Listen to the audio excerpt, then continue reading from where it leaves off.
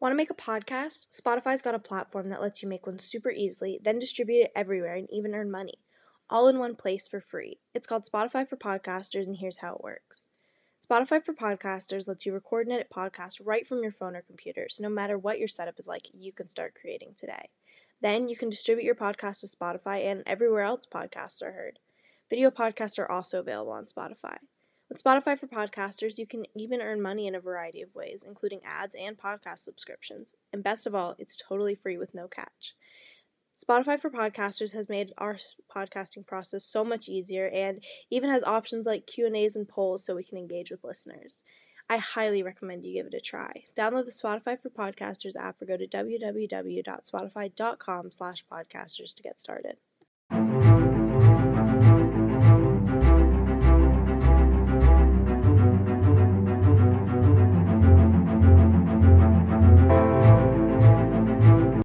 Hey listeners, welcome back to Teen Girls Investigate Crime podcast. I'm Jillian. And I'm Izzy. Today we will be talking about the horrific Slenderman stabbing of 2014. This case is a little bit different than what we regularly do, so I guess we're going to just have it in a bit of a different order. We'll have background and timeline totally like normal, but then after we're going to talk a little more about the investigation, the motive behind the crime, and the actual trial that occurred. So let's just get started. This is like a really weird case. So. It is a super weird case. I feel like I've heard about this case for years, and I've always been kind of interested in looking into it deeper, especially since it's just so, the only way I can describe this case is it's, jarring. Yeah. So I barely knew anything about this case, which is kind of funny because I was the one who, suggested we do it. But all I knew about it was there was this episode of SVU, and they, because they do a lot of stuff based on, real crimes. Yeah. And so they did one. Obviously, it was, the Manhattan version, so it was, it was about these, two sisters and then the one friend, and then they, go into a park in the middle of the night. And anyway, there's a whole thing. But that's, all I knew about it. So then I rewatched the episode, and I was like, wow, this is actually really similar to what happened, which is kind of shocking, because sometimes it's totally not similar to what actually happened. It's just, loosely based. Yeah. Well, they always have a disclaimer on their episodes, it's the fiction, this is all fiction and not real, which is totally not true. Oh my god. But yeah, let's get started. So this case is centered around three 12-year-old girls, the worst type of girls. Yeah, 12-year-old girls are literally the worst, coming from two 16-year-olds. They're the worst. I'm trying to think. 12 was actually not a rough age for me, now that I say that. 11 was pretty rough, starting middle school was rough, and then 8th grade was pretty rough. So 11 and 13. 12 was pretty good, not gonna lie. How old were we when we were 12? 7th grade? 7th grade? Oh, actually, I was such a dick. I just feel like 12 is the age where all girls start getting more judgmental but don't know how to, keep it in. You know what I mean? I've always been very good at being secretly judgmental. Yeah. Since the ripe age of 5 or something. Since I started school. I feel like, honestly, my dad is very my dad is definitely the most judgmental person you would ever meet. I don't know why, he just totally is. So I've never been good. I'm, hiding it. Jillian is very sneaky with it. I was kind of raised that way. I don't know how it works, but, I feel like everyone in my family's always got something they're talking about and, judging someone else on. You remember going to events, getting back in the car, and then there was always something afterwards? Always where you're something. It was oh my god, did you see that girl's outfit? Yeah, always. Okay, always. And sometimes it wouldn't even wait to the car. Sometimes it would just get whispered in your ear. Yeah, exactly. Yeah, so, I don't know. 12-year-old...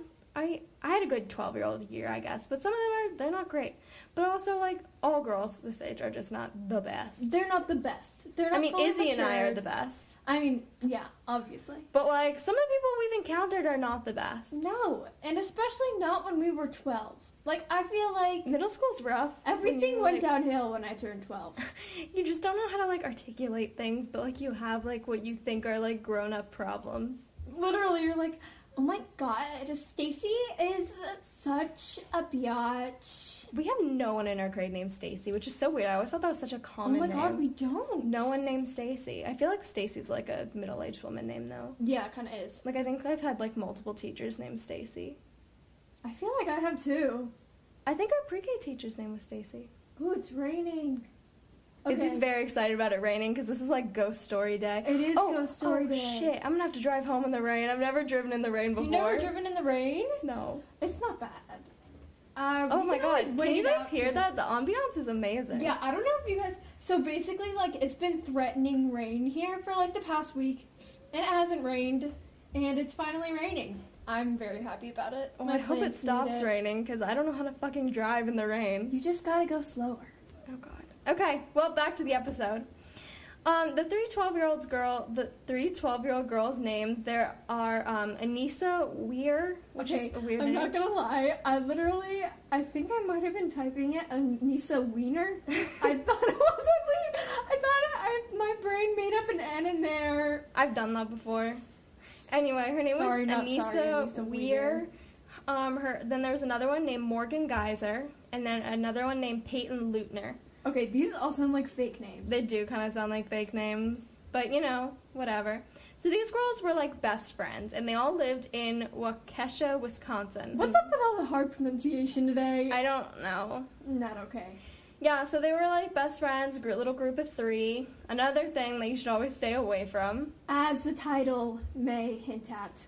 Yeah, no. Like, I can't emphasize that enough. Stay away. Like, groups of 3 always seem like they're going to be the perfect thing. You know what I mean? Like, it's a perfect number of people. But it's not a perfect number of people. We're giving out a lot of girl advice today. We are.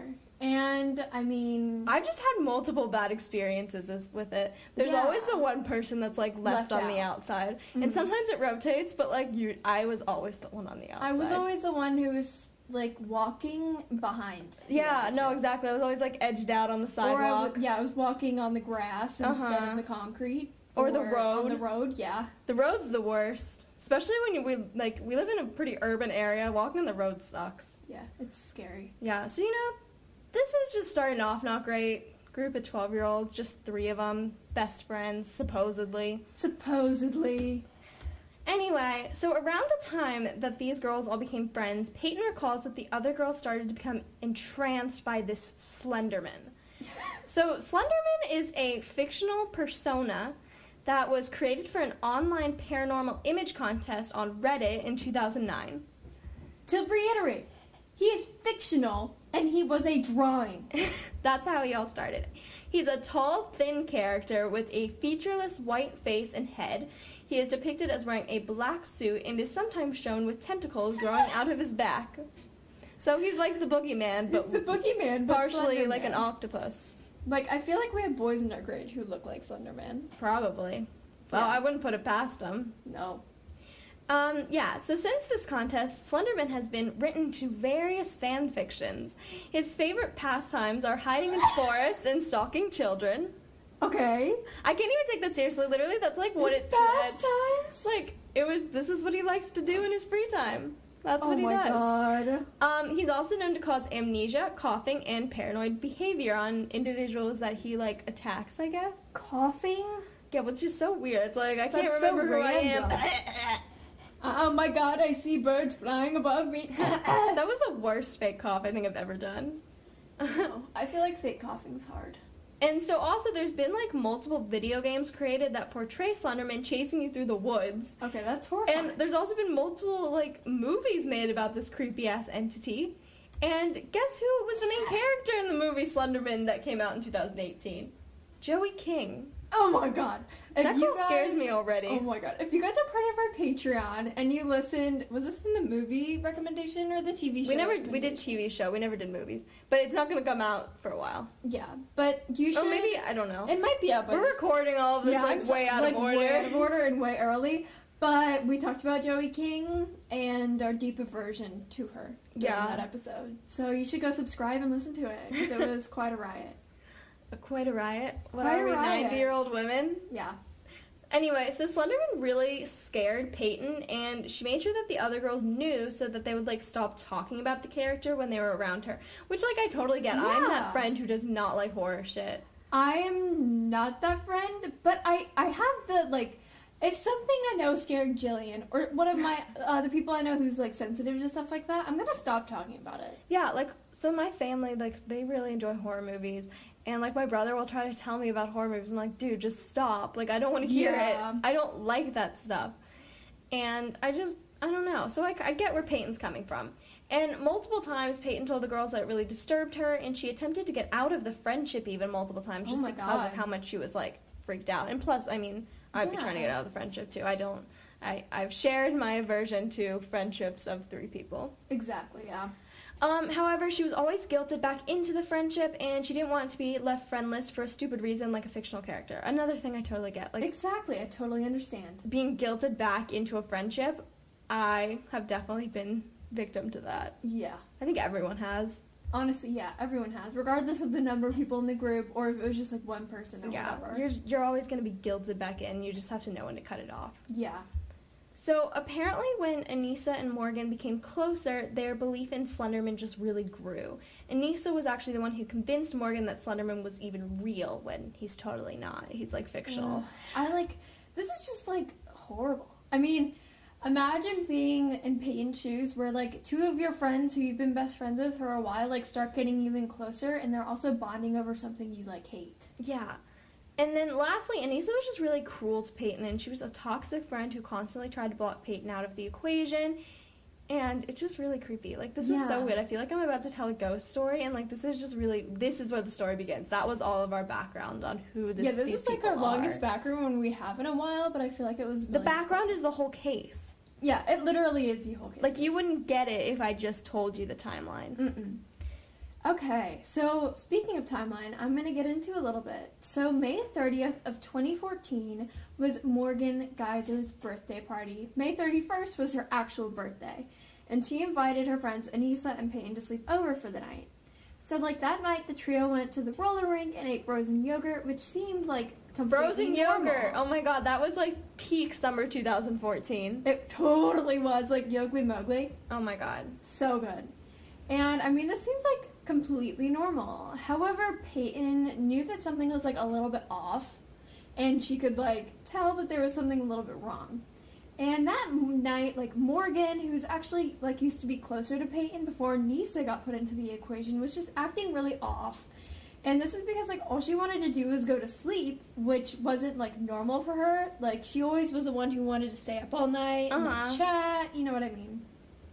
And just keep in mind, all of these girls were 12 years old at the time of this crime that we're going to be talking about. And the next morning, May 31st, the girls sneak out to a local park, which was called David's Park, to play a game of hide-and-seek early in the morning. First off, sus as hell. Okay. Yeah, that's weird. And I would never. No. And when they get to the park, Anissa tells Peyton that it's a really good idea to hide, like, to lay down on the ground and cover herself in, like, foliage, because, like, Morgan obviously would never find her if she did that. So I was really starting to identify with Peyton here, but I could never hide in the foliage and get dirty. No. I would never be that friend. And, I mean, however, this was really not the intention, and it was just a way to get Peyton on the ground. Oh my god. And Anissa and Morgan then held Peyton onto the ground and proceeded to stab her 19 times in the arms, legs, and torso with a 5-inch long kitchen knife. Holy shit. 19 times. Like, that, I can't even... That's a lot. That's a lot. Like, that, they were angry. That's excessive. It's excessive, and they were, like, switching off. And also, like you said, like, they were stabbing her in the arms, legs, and torso. It wasn't like they were going for organs. I don't think they were trying to kill her. I think they were trying to cause her pain. Exactly. And, like, this is so horrendous and horrible, but, like, 19 times may not seem like a lot, but, like, stabbing someone once would probably be kind of extraneous, but, like, 19 times while switching off. That's excessive and insane. So oh my horrible. god. Like, and then after they attacked her, they literally left her in the woods to die. And her injuries were, like, really extensive and should have been fatal. Oh my god. She had 2 injuries to major organs, which was her kidney and her stomach, and she was stabbed through her diaphragm into these organs. And she was stabbed, like, only 1 millimeter away from a crucial artery connected to her heart, which, if they would have hit that, it would have killed her? Yeah, it would have killed her instantly. And, like, Morgan and Anissa then told Peyton that they were going to go get help. However, they ended up just leaving her in the woods. Oh my god. Like, what the what? These girls are 12! Yeah, no, that's insane. And May 31st, this is like the early afternoon by now, I think it's like 12-ish, Peyton dragged herself out to the street where a cyclist discovered her following the attack. And she was immediately taken to the hospital and 911 was called.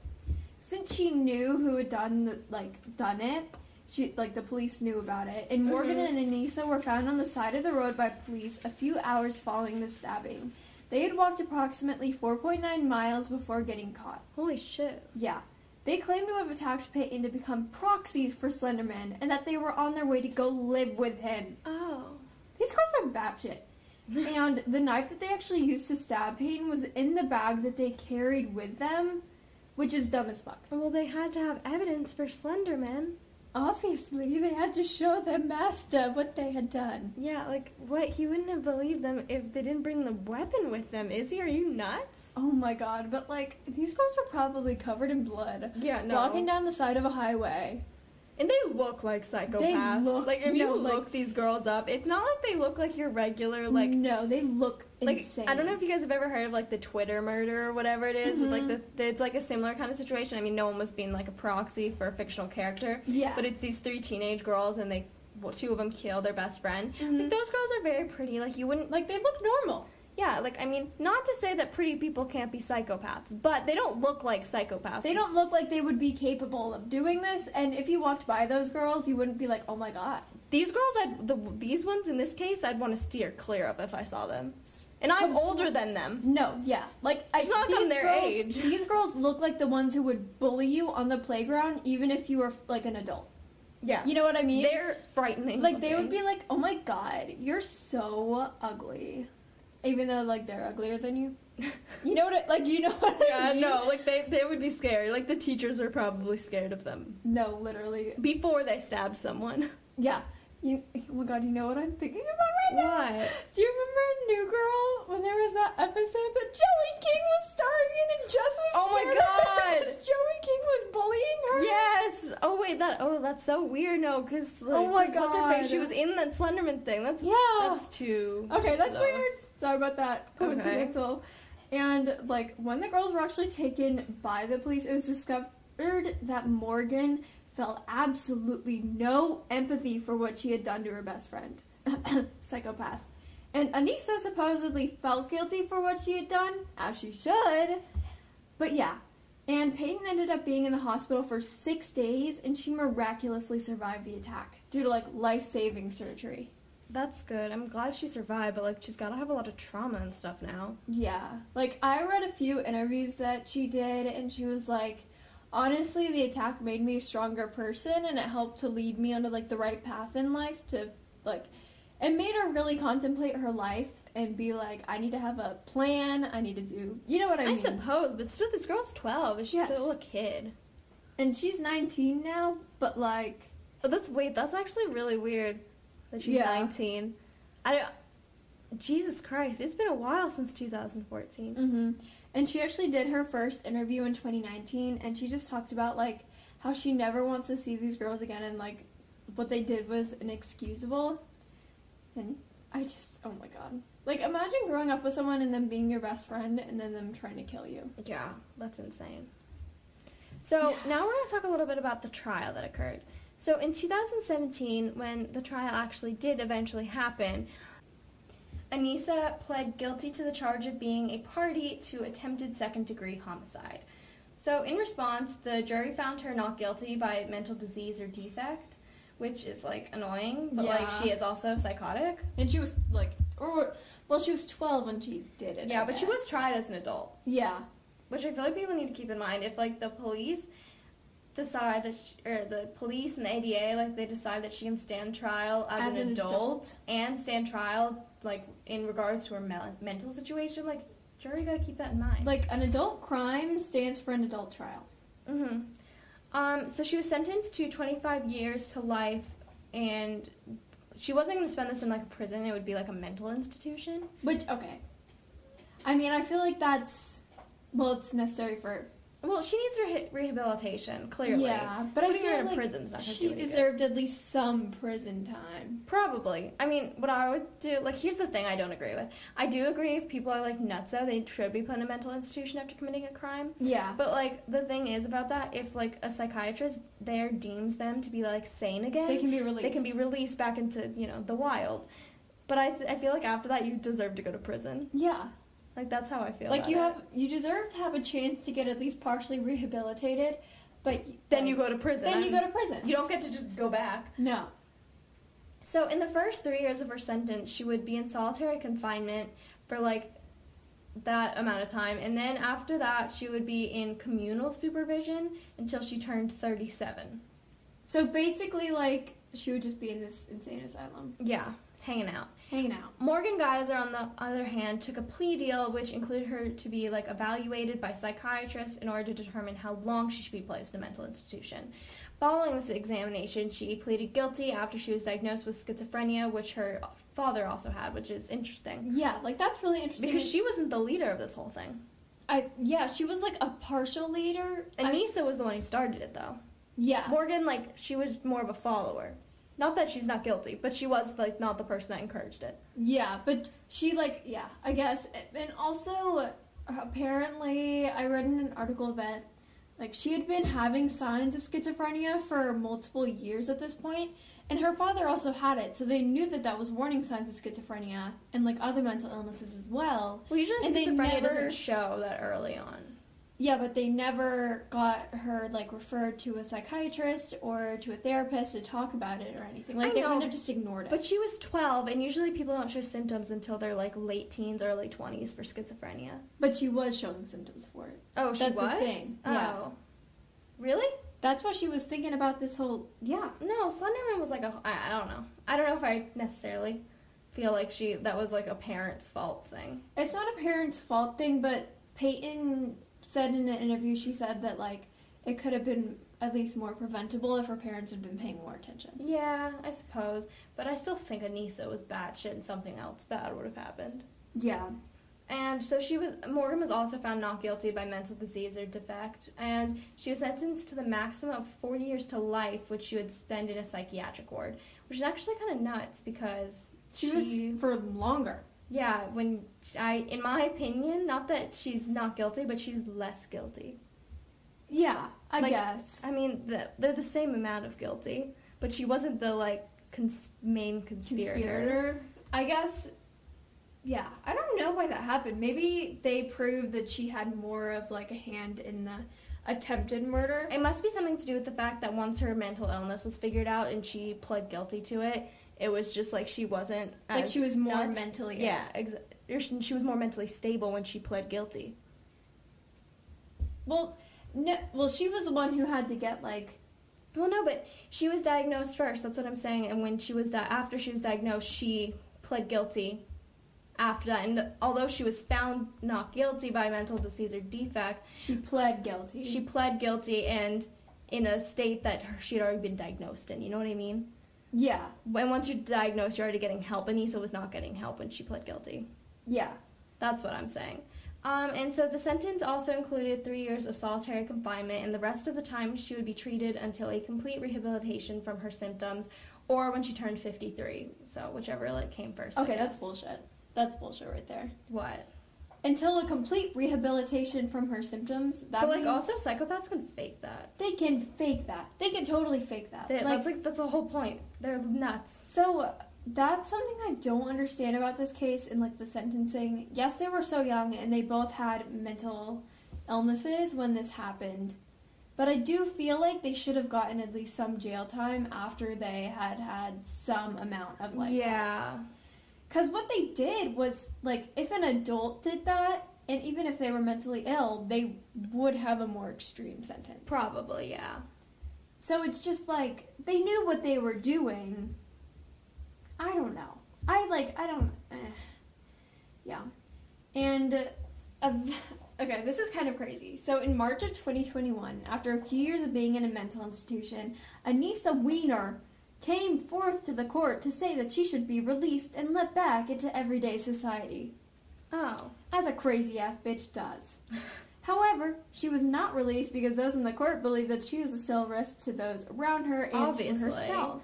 In the words of the main, prosecutor dude, what assurance do we have that she will not do this again? Either for a thrill or to please a new friend, and because of her situation, real, appropriate friends will be hard to come by.